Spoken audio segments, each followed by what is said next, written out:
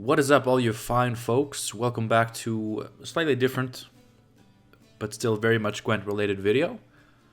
I was going to try to do a Northern Realms Witcher gameplay thing today, and I tried recording it, but I was reminded I don't like the deck.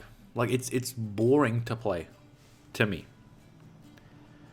And also, similar to the Skellige Witchers, like 2 years ago, it was good. And now it has barely changed. And it's not, like, I'm not saying it's bad. Like, I misplayed, I did bad things. But it's just, its power level versus how much I enjoy playing it is it's a very bad ratio there. So I don't know if that's happening. I don't know. So instead, I wanted to do a little bit of a discussion type of thing to talk about Gwentfinity. You know, I've been asked, you know, ever since I started posting videos again. After Gwentfinity was announced, I have been asked what my thoughts were on it and if I was going to do a video. And let's do that. So first of all, just a quick recap of what Gwentfinity is. 2023, this year that we are now in, is the last year where we will be getting developer support for Gwent. And after this year, they'll be introducing a community balancing feature where just players who meet a certain requirement, which is good, will every month, potentially more often than every month, as far as I remember. Like, maybe they'll try out doing it more frequently, but at least every month, these eligible players will get to vote for power and provision buffs and nerfs. And they released an article. I'll try to link to all the articles and stuff in the description. But one of them was talking about how this community voting thing would work. And basically, I should have reread it before making this video, but you know me, I don't prepare for videos. At least not as much as I should. But basically, it's like players who I think play a certain amount with a certain variety of factions, I think. Like, they're still working out exactly how it's going to work, but there's going to be requirements. So just not just everyone can go vote and be part of the balancing process, but eligible players, I think, have to vote for one provision buff, one provision nerf, one power buff, and one power nerf. I think that's it. 4 categories, and then you vote. You put in 3 cards in the order that you prioritize them in each category. So all eligible players choose 12 cards, 3 in each category, and yeah. The votes are tallied up, and the winner of each category gets that balanced treatment. And yeah, starting in 2024, that's gonna be that's Gwent. That's the balancing we're getting. No more, excuse me. No more new cards added. No more reworks. No more major balance changes. Just plus minus 1 power or provision. Is there anything else worth noting? Yeah, so in 2023, this year, they'll be working on balancing and reworking stuff that needs more than, give or take 1 provision or power. Now, I have from an unconfirmed source that they've said they'll be reworking almost 70 cards. I don't know how true that is. If anyone watching this knows whether this is or isn't true, please let me know. But I've been told. And we're also getting, I think, 72 new cards across 3 card drops. The first one, I think, is in April. And yeah, that is pretty much it. That is what's happening. When this was first announced, I saw a lot of people freaking out and being like, okay, Gwent is officially dead. Gwent is on life support.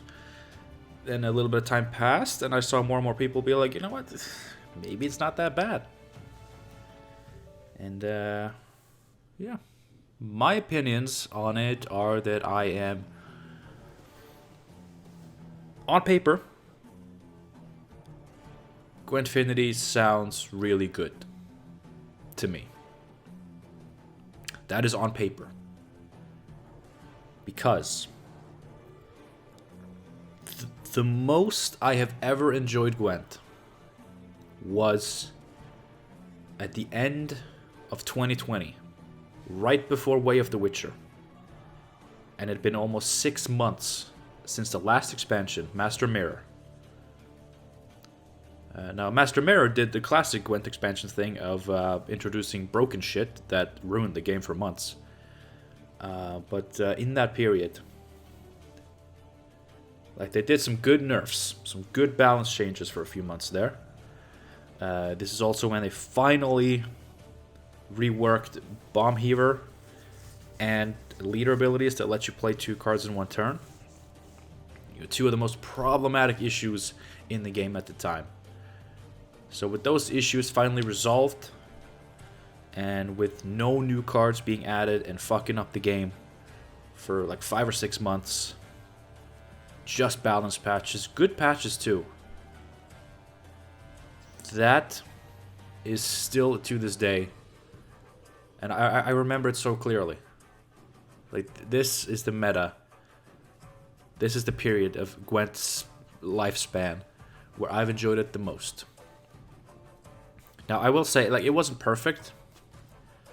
Someone pointed out, when I brought this up, they pointed out that Nilfgaard was very weak at this time. And that is true. So it's not perfect. I want all factions to be equally viable. But I do want to say, I mentioned this in a recent video, Nilfgaard, even when it's not broken, as long as it's playable, way too many people are playing it. So I think Nilfgaard being underpowered during this period did kind of help. But obviously it's not perfect. I want all factions to be viable, all factions to be good and playable, and for Nilfgaard to still not be overplayed. But, you know, it wasn't perfect, but the thing is, there were so many viable decks.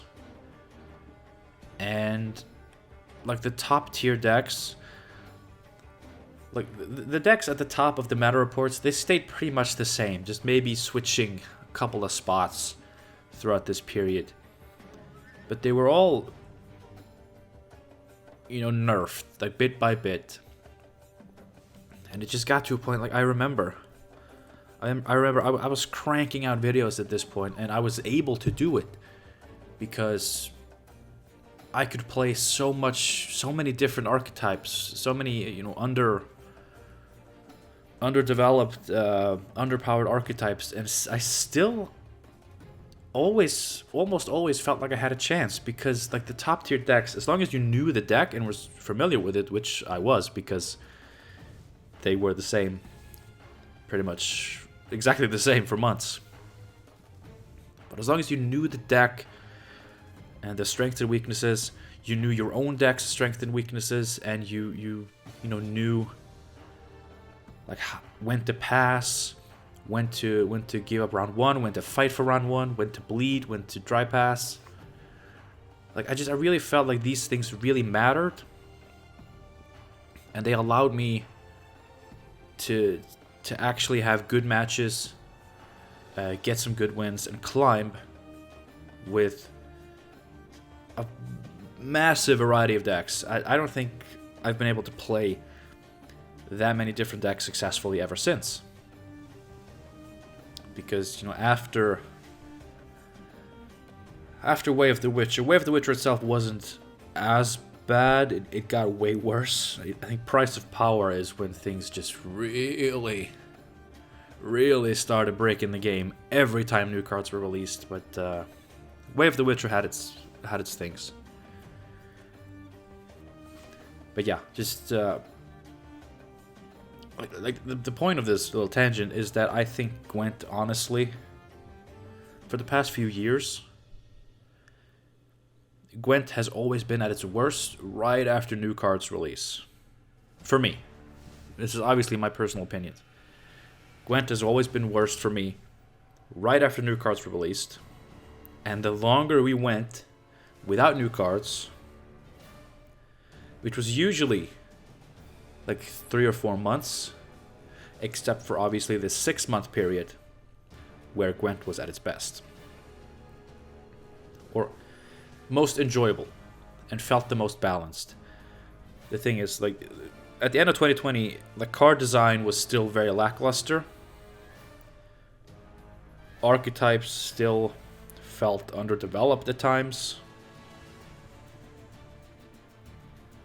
And that is something that they have improved. I think card design is a lot more fun, a lot more interesting now, a lot more creative, for better or for worse. I think there's probably like a middle ground there that would have been best if they just stuck to, but they had to go maybe a little bit too far in the other direction. But yeah, new cards always ruins Gwent for me. But going a long time without new cards, just getting balance patches has been the best for me. So, yeah. So we've gotten already a couple of patches this year. This most recent one was small, and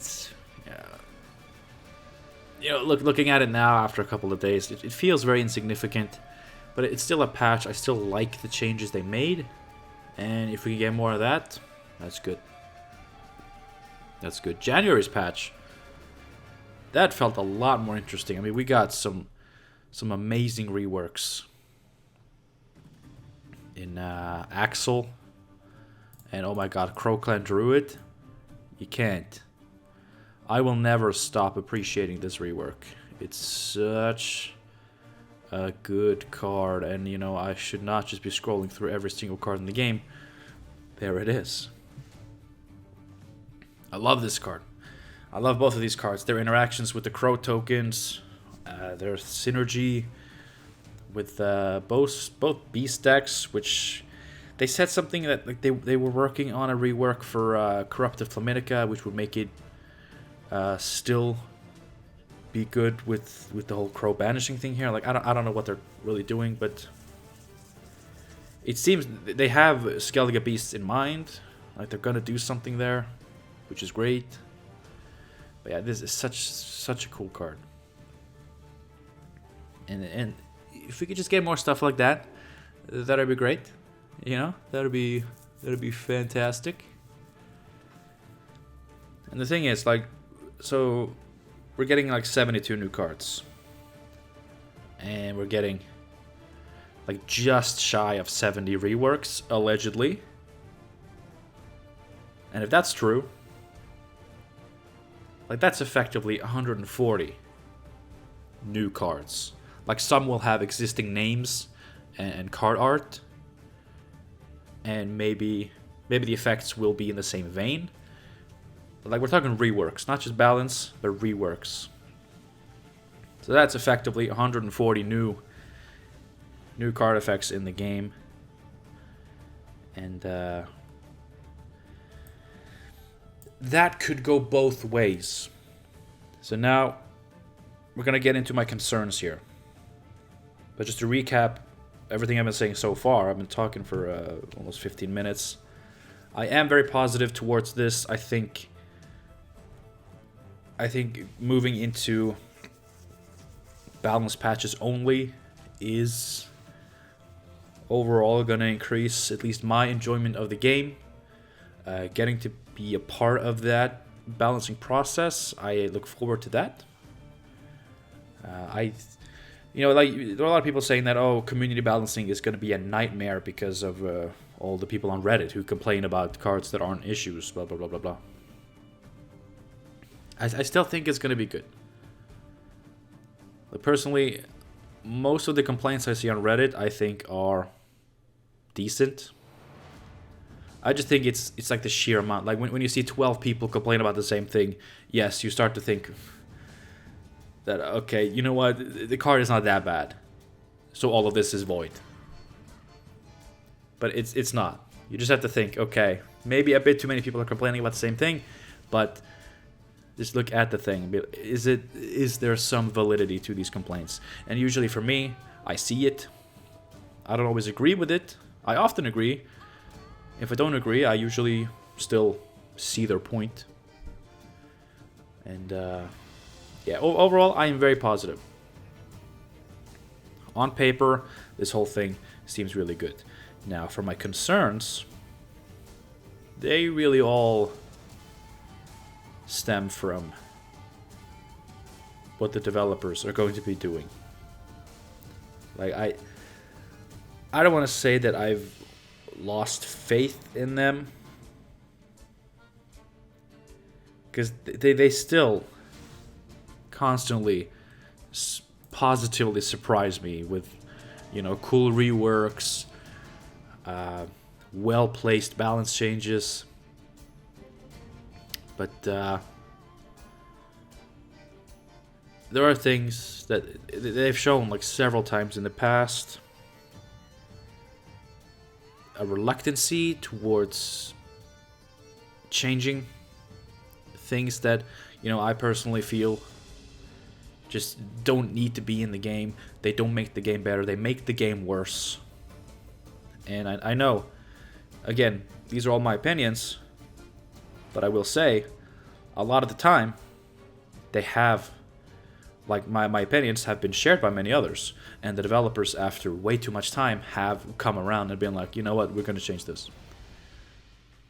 So, you know, I'm just saying that to make this not just be, oh, the developers don't make the game like I want it, therefore they're bad. I don't feel that way. I know that there are opinions I have about this game and about how I think it would be better that objectively just aren't true. I know that. But I also know that I have been on the side of this needs to change multiple times alongside many other both casual players, pro players, and, you know, several times the developers have come around and actually admitted, you know what, yes, this needs to change. For instance, Bomb Heaver, 2 cards in 1 turn leaders. I was strongly against those things. A lot of people were. And they kept saying it's fine, Bomb Heaver's fine, Second Wind is fine, Mystic Echo's fine. And then, yes, hello, these are not fine. We will fix them. So it's just, I have faith in their ability to design cards. Like, cards that are good and not broken and not binary. Because they have done it many, many times. I know they can do it. I have faith that they can take underplayed cards, underpowered cards, and bring them up to a playable level. That's not where my concerns lie. My concerns lie more with dealing with things that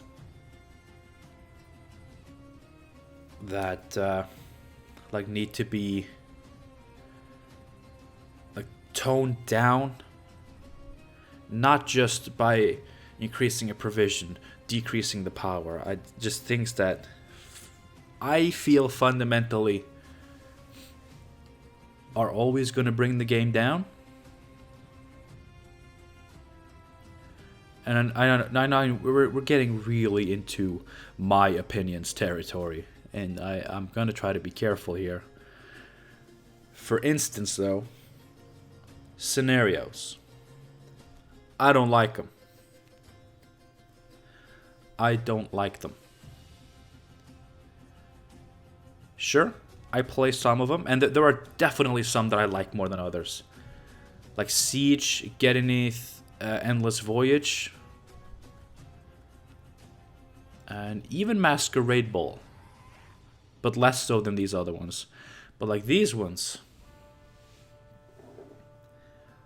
I like so much more than the other ones. But the whole concept in general, I don't like it. I tweeted something a week or two ago where I just said, nothing good happens above 13 provisions. And honestly, I wanted to say nothing good happens above 12 provisions, because that's kind of how I felt in the past. But like, there are cards at 13 that I do like. Svalbard, Draug, Emir, Zoltan.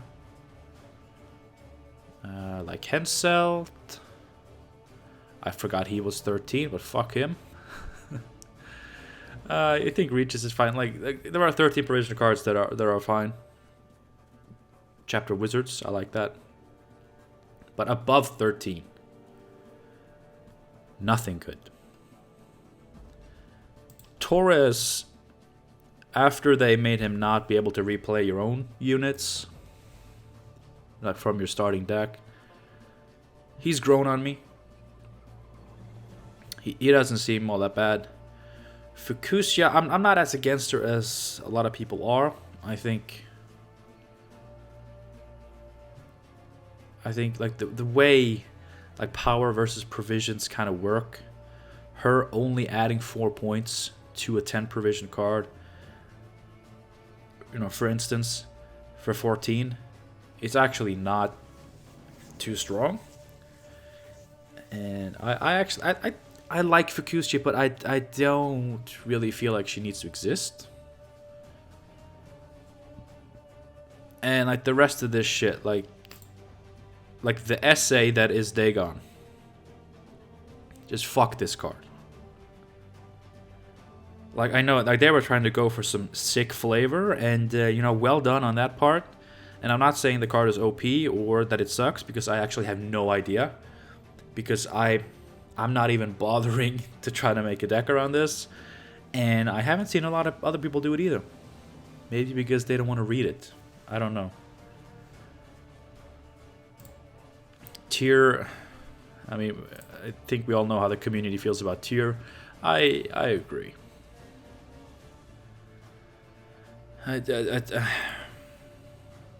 He just plays for so many points on deploy, no counter to it. But then he's also a 9 power, insane points per turn engine potentially, and it's just too much. And this just seems really boring. And V, let's not even get started on that. This guy, I lost to him today, and I had to read him because I had no fucking idea what he did. And he just did a shit ton of things, and then he died, and then my shit was damaged. And again, not saying he's broken, because I've only faced him once, and I was already losing significantly. So, like, I don't know. But I just... do we need this? And then the scenarios, like, do we need them? Honestly, look, in Gedeni's Shadow, I love alchemy. I adore alchemy. One of my favorite archetypes, always has been. Now, the cards that it spawns, I think, are fine. I think it's fine for a 14 provision card to spawn a Preacher, a Rhizome, and a Mardrome. I think that's fine. But I actually hate that this card exists. Because when I make my alchemy decks, I have to include this. I have to make room for a 14 provision card. And if you're playing alchemy without this, sure, I mean, if you're playing alchemy with a lot of thinning and you play Magic Compass to get this card for cheaper, that's totally different. That's a different video. But in some way, shape, or form, I feel like I have to have this card, or I'm doing alchemy wrong. But here's the thing about me. I don't like putting 14 provision cards in my deck. I don't like having to make room for it. I don't like my deck being like spread so much in provisions. Because obviously, if you miss your scenario, that's 14 provisions that you missed. If your most expensive card is a 12 and you miss it, okay, you missed a 12. That's still not as bad. What is the term? There's a term for that. Like your deck is it's not binary, but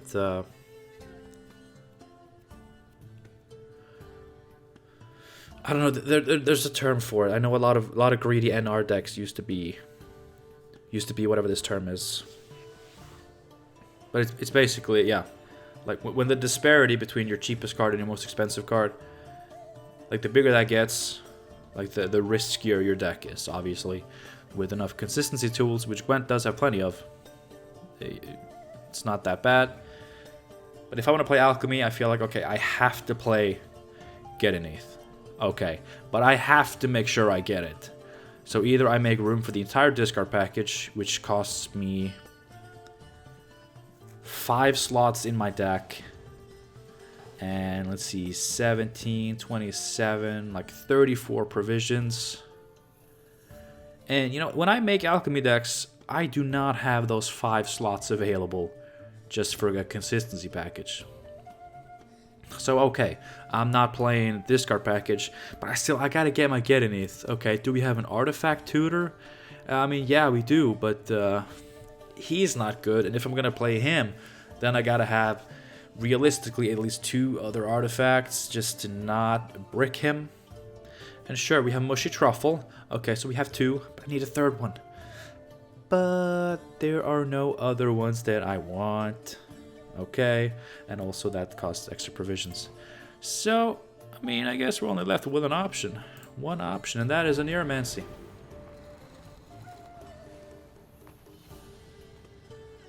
Now, a Neuromancy has been controversial. There was a time when I refused to play it, and instead played a bunch of other overpriced tutors just to not have to play this. Now I've settled more into it because, like, if you're gonna play these 14 provision win conditions, you gotta have this. Because if you miss it, then you lose. And you also gotta be able to always get your heat wave on demand, or else you lose. Now, heat wave, another controversial card. I personally think it's probably one of the most balanced cards in the game. I think it's perfectly fine. The fact that this is in so many decks, and honestly used to be in even more decks, has nothing to do with this card being OP. Nothing. It's just this thing of, you know, big, expensive cards that have to be dealt with, and killing them with Alcer's Thunder is not going to be enough. But even Heatwave is getting power crept by scenarios, especially this one.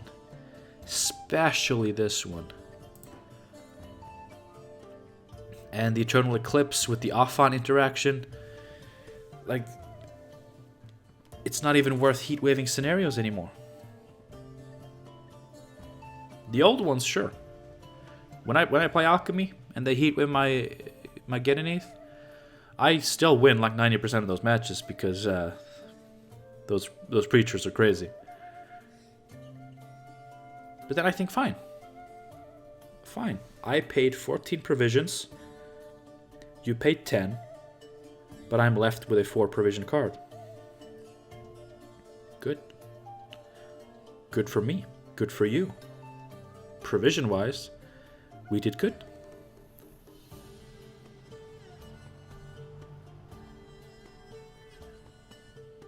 Yeah.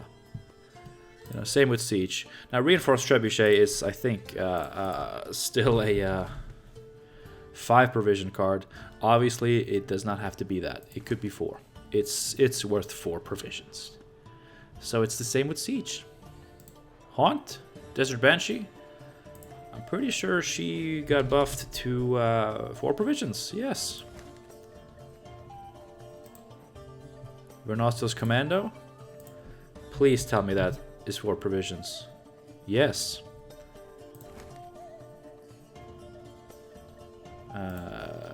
Sly Seductress is 5.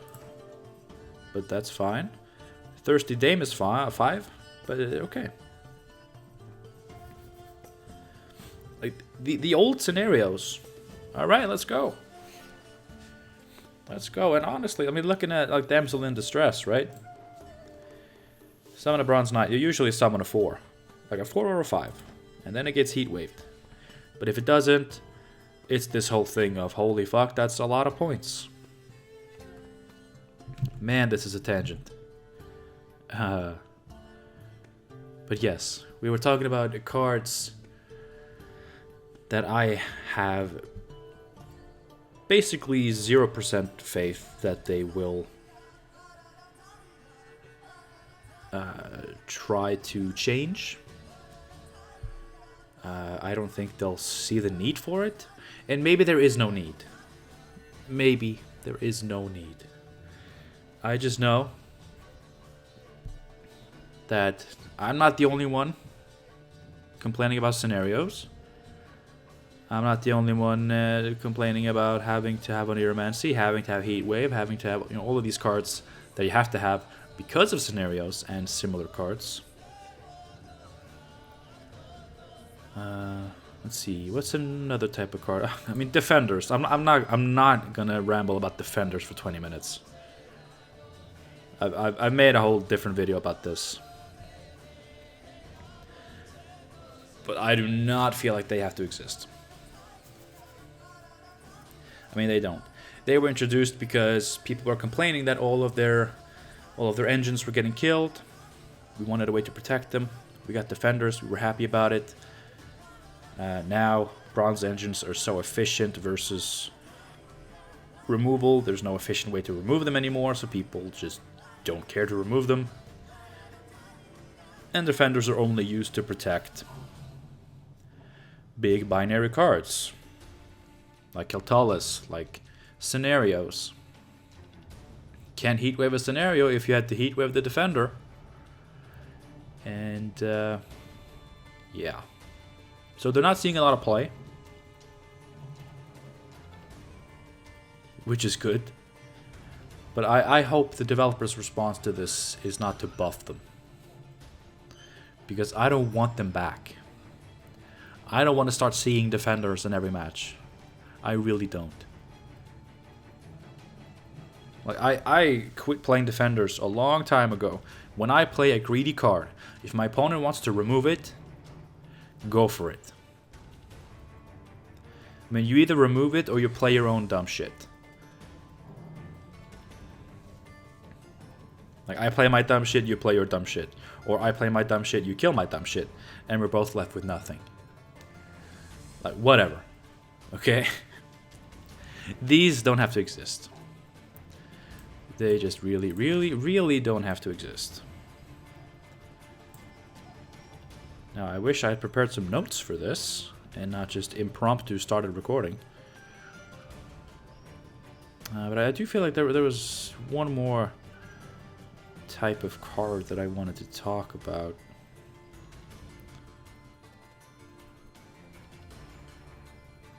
Maybe not. Now, there are a lot of cards that can be, can exist in their current form. Maybe they just need a provision buff or a power buff, and that's fine. That's something that we can deal with the community balancing.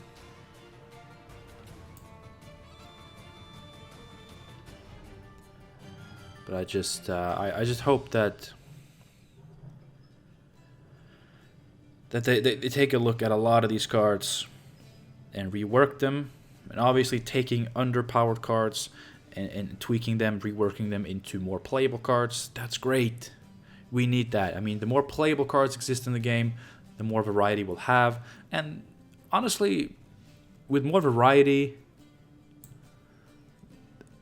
like problematic cards or subjectively problematic cards will feel less like an issue because you're seeing them less.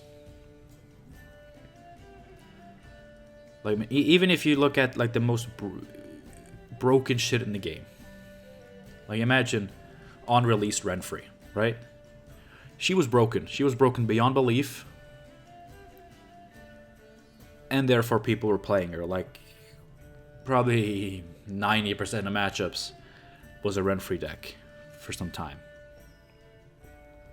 But imagine if by some miracle she was still as OP, but you only encountered her 1 in every 10 matches. It would still feel terrible when you face Renfrey. And she should still have been nerfed. But if those other 90% of your games, you were facing more balanced stuff and you were actually having a good time playing a good game, it wouldn't be as problematic. Like, you don't leave Gwent if only 10% of your matches are ruined by broken cards, right? So if there's just a greater variety of things that are playable, fun, interesting, unique archetypes that can be played, then anything that is potentially a little bit overtuned, a little bit broken, will still be watered down a little bit. Still needs to be looked at. But then maybe a 1 power nerf, a 1 provision nerf could be enough in this case. There is one issue. I don't know if this is the one that I thought of before and then forgot, but it's one I at least thought of now. Removal. And I think this is going to be the last point, because I don't want this video to be 5 hours long. Removal. I mentioned this briefly earlier. I think removal is in a sad state. And I wrote this on a Reddit thread and was accused of being high on drugs for having such a hot take. I just want to show you. Let's look at some pure removal cards. You know, they're usually special cards, right? Natural Selection. Garbage. Assault. Assault is decent. Like the 4 provision removal cards that can get increased damage, like Gutting Slash going to 6, Assault going to 6, and even Bloody Good Fun with that flexibility. These are decent. These are decent. Tourney Joust, honestly, I think is shit. Dimeridian Bomb, I think is shit. Boiling Oil, pretty garbage. Nature's Rebuke, it sees play because of the nature tag and the potential extra 2 points, which makes it closer to a point slam card. That is also decent removal. Stolen Mutagens, I mean, you're not removing much with 4 damage, but at least you can get point slammy value from it if you have more Salamander units. Stunning Blow. I mean, when was the last time you saw Stunning Blow? Who cares? Piercing Missile was never playable. Payday had its time. And probably still see some play, but I don't think it's that good. These bombs, shit. Assassination just got some extra text added to it. Which was a buff, because it's now easier to get the 6 damage. But what are you killing with this? What are you killing with this? Like, I could go on. I could go on. 5 damage for 5 provisions. 6 for 6. Nice death blow with the excess damage, but still. 6 for 6. 6 for 6. 8 for 8. What are you killing with this? Look at this. An engine that you will definitely see running around these days. Gold Blathana Sentry. Usually, I mean, sometimes it's played on an empty board. or on a board with no movement. And then sure, you can Eldritch Thunder it, you can Boiling Oil it. You both spent 5 provisions, you're both left with 0. But is there a point to that? Why not just play your own engine? Because in the case that you're playing against a Point Slam player who just opened with a Raging Bear, just an 8 for 5. Instead of you having just a 5 for 5 against that and losing 3 points. You're losing down 3 points for the same provisions. Instead, you can just either play your own 8 for 5 or set up your own engine. But in the case of Sentry, he often comes down when there's already a moving card on the board. And immediately becomes worth an extra point. Getting that boost. Now you kill them with an Eldritch Thunder. You're still trading down 1 point. Removal. Excuse me for bringing in a different card game here, but Magic the Gathering.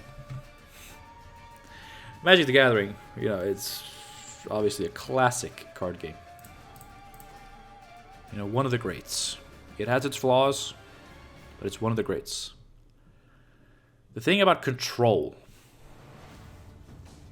Now maybe I'm generalizing, but obviously when you burn something with your burn damage, when you kill it with your black destroy spells, when you counter it with your different blue counter spells. The idea is always to spend less mana than your opponent. Right?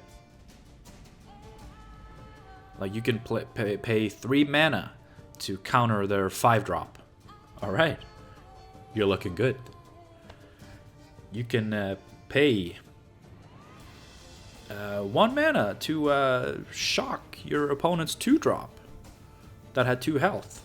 Alright, you're looking good. If you're paying 3 mana to destroy a 2-drop, then it's like, that's not looking good for you.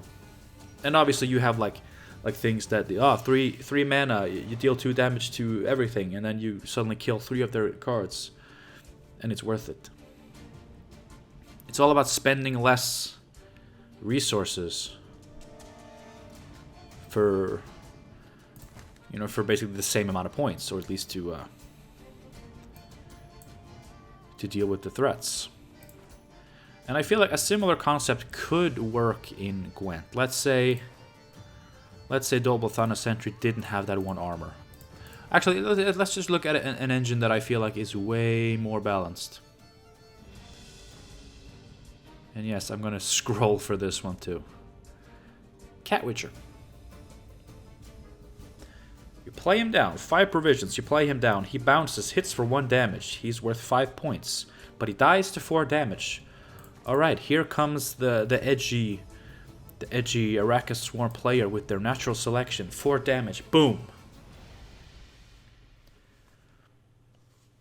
Now, the Cat Witcher player still netted 1 point out of that. But they paid 1 more provision. And 1 provision is worth more than 1 point. So the control player here actually traded up. Queensguard. Now that's a 5 provision engine that I have seen die a lot. 4 power. Comes down, does nothing. 5 provisions. Here comes the edgy arachas swarm control player. Once again with their natural selection. Boom. Both players played 4-point cards. Both players are left with 0. But the controlling man or woman. That was kind of sexist, almost. The controlling person. They have spent 1 less provision to achieve this. They are at an advantage.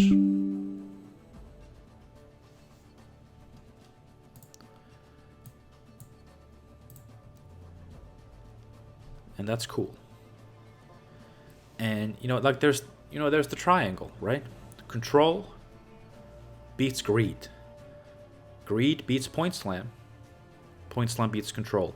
Because if this same edgy arachas swarm control player, you know, they draw their natural selection and think, if my opponent is a greedy player, I might be in a good spot here.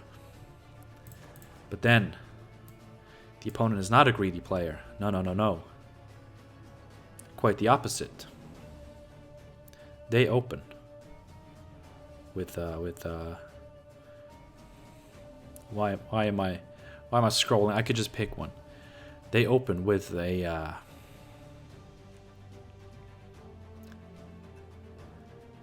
oh my god. They open with the Crow Messengers. Terrible example, because then you save your removal for their alchemy support cards. But like any form of just immediate value, 8 for 5. And if you play a 4 for 4 removal card against that, you're still 4 points behind, and you only spent 1 less provision. You're in a bad spot. That's the triangle. That is the triangle. You know, it's about maximizing the value of your own cards and minimizing the value of your opponents. Now let's bring in another card game. Marvel Snap. The new hotness. They have very little removal in their game. Very little. It was one of the first things I noticed, is like, wow, there's very little killing of other cards. Like you can, there are cards that prevent effects from going off, stuff like that. Like there are control tools, and there are some destroy effects. But like that game really is not about blasting your opponent's cards to oblivion. But of course, in that game, the limited board space is also a big part of how the game works, how the game plays out. So, you know, things surviving is it's a big part of the game. It's how it works. But could Gwent work in a similar way? I mean, that would make things a lot more solitaire-like, and like with how Gwent works versus how Marvel Snap works, it wouldn't be the same. Like you cannot take, I mean, this goes for pretty much every card game. You cannot take concepts for one card game and just directly implement into Gwent, because Gwent just works differently, even from Marvel Snap, which actually has a lot of similarities. But like, does removal even have to exist?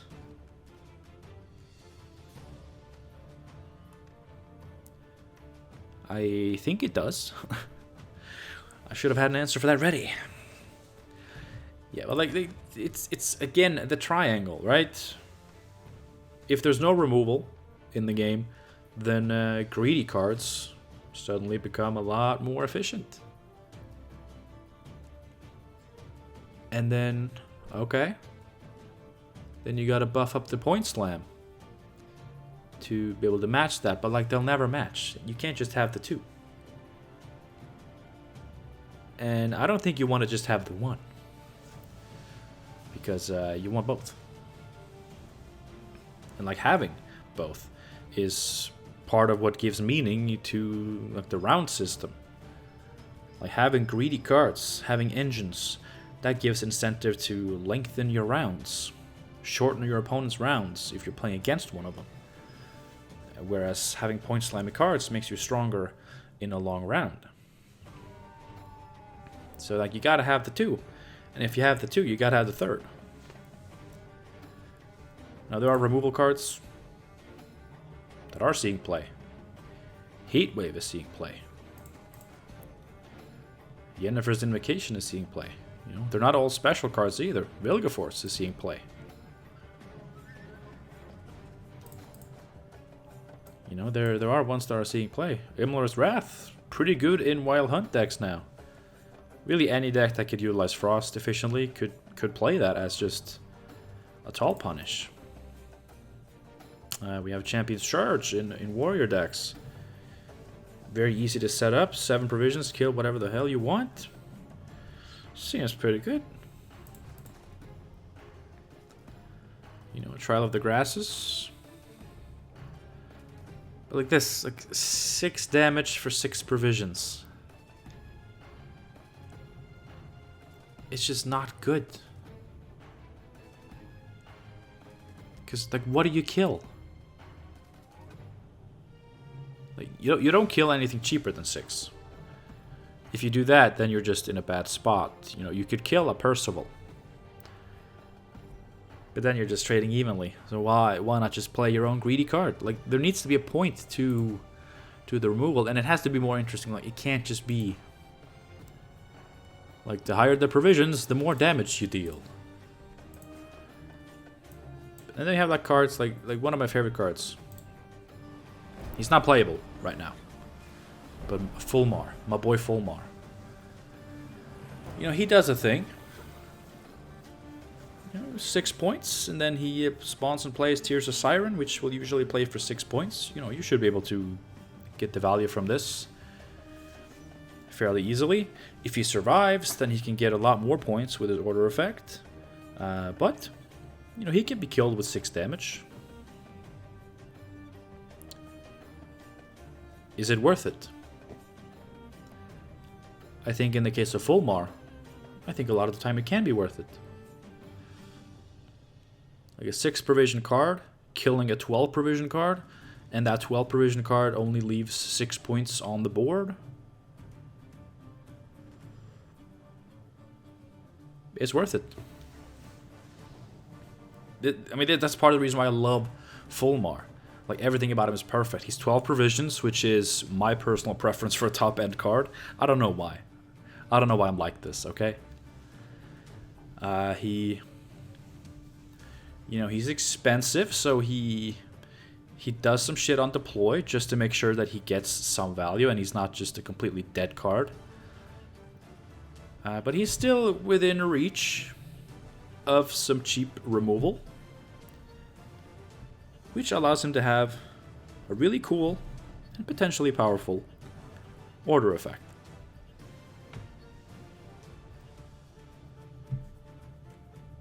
I like this. I like this. You know what I don't like? This guy. You know, he easily plays for his provision costs, you know? I mean, let's see, like, you usually take a Tursek Invader. They're usually at 8 strength, so you get a 16 point, 16 plus 9, 25, minus the power of what you discarded, obviously. You're still playing above his provision cost. On deploy. And then every time you res something after that, you double its power. And he is 9 power. He plays above his provision cost. On deploy. Has a really, really big engine effect. And still, he is 9 power. Sure, you can lock him. Who cares? Your 5 for 5 Alba Cavalry does nothing to Tyr. Nothing.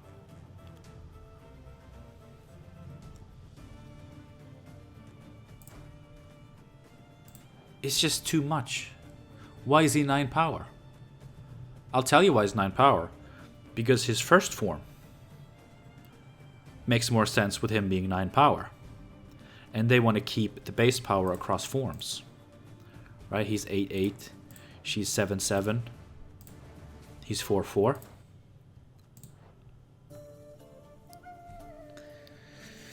But that does not make sense for Tyr. He has 2 different forms that should not be the same base power. And because of that, his second form, where he really should be removed. He really should be able to be removed. And I feel sorry for people who have to resort to heat wave to kill this guy. If you've ever had to heat wave a Tyr, I feel for you. I really do.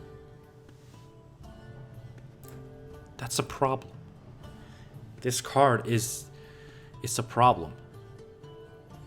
Whereas Fulmar, I've said this before when I listed my favorite cards in Gwent. Like Fulmar was at the very high, if not my favorite card. I love this card. Just because like it has synergies that I really love. Great art. I think it's perfectly balanced the way I think a card like this should be balanced with what we have in the game. I think Fulmar dying to a Bloodthirst 2 Gutting Slash, I think that's fine. They trade up 8 provisions, but down 6 points. So it's still good for the removal player. But the Fulmar player, I don't think you lose. I don't think you lose because of that. I really don't think you do. And you know, that's the risk you take for an order effect, which can be insane. And is really cool. Like Fulmar is just the perfect Gwent card. And I got to reveal him, which also helps. But he's beautiful. I want the whole game to be balanced around Fulmar. He's the solution. Do it. I'm gonna make my own Gwent. Gwent the Fulmar card game. Everything is balanced around Fulmar. I think I'm gonna stop now because this video is an hour long. I'm gonna try to segment it with it like timestamps and shit. Did I cover everything I wanted to cover? I think so. Quick summary. Gwentfinity. On paper, it sounds really great. I am going to remain optimistic. I think it's going to be good for the game. My past experiences with the game indicate that this is the right move. And I look forward to see how like the end result, how they actually end up implementing it. I look forward to being a part of that community balancing. I look forward to all the balance changes and reworks we're getting this year. I'm skeptical towards new cards because new cards always mess up the game for at least a couple of months after release. But maybe they'll surprise me. There are cards and card types, card interactions that I think are in the game right now that I personally feel like should be done something with, but I strongly fear that they won't see the need for it. Maybe there isn't a need for it, so I'm not saying that, objectively speaking, they are wrong for not doing anything. It's just I personally will be a little bit let down if they don't. But still, again, if they just bring up a lot of underpowered cards, bring it up to playable level, increase deck variety, and just put the game in a spot where the community balancing, the simple points and provision buffs and nerfs can make enough of a difference, I think this could be good. I am on board with this, and I am optimistic for the future.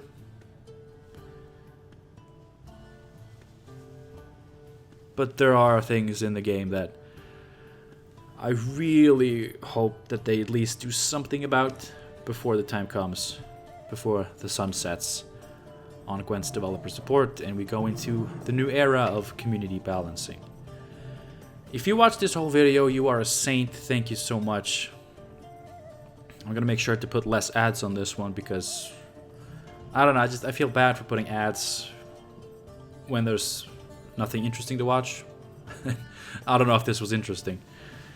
And probably a lot of you will put this on to help you go to sleep, so you're welcome.